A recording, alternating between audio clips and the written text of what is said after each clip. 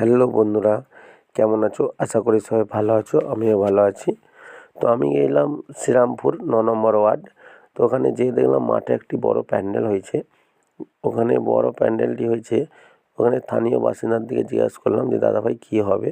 ওনারা বললো এখানে ভাগবত গীতা পাঠ হবে। ভাগবত গীতাটি হবে ৩রা জানুয়ারি থেকে শুরু হবে।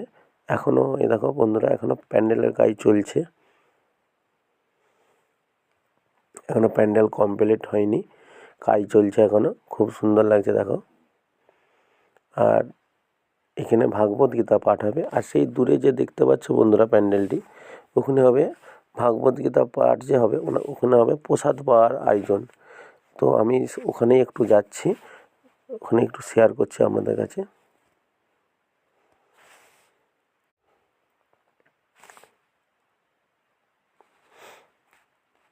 দেখো বন্ধুরা, এটা হচ্ছে প্রসাদ পাওয়ার আয়োজন হয়েছে।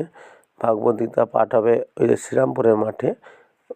আর এইটা প্রসাদ খাওয়ানো হবে বলরামপুরের মাঠে।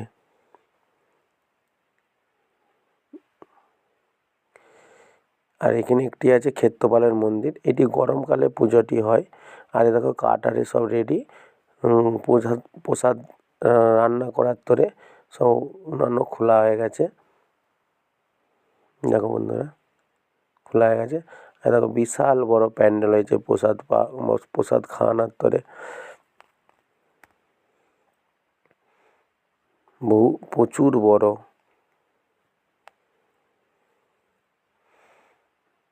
দেখো বন্ধুরা, উনানে এখানে রেডি। আর এই দেখো বন্ধুরা, যাচ্ছি আমি বলগ্রাউন্ডের মাঠটা দেখাচ্ছি। আর সেই দিকটা হচ্ছে শ্রীরামপুরের মাঠ, যেখানে ভাগবত গীতা পাঠ হবে। তো বন্ধুরা সবাই চলে আসবে, ৩রা জানুয়ারি থেকে শুরু হচ্ছে। তো প্রসাদ খেতে এবং ভাগবত গীতা পাঠ শুনতে।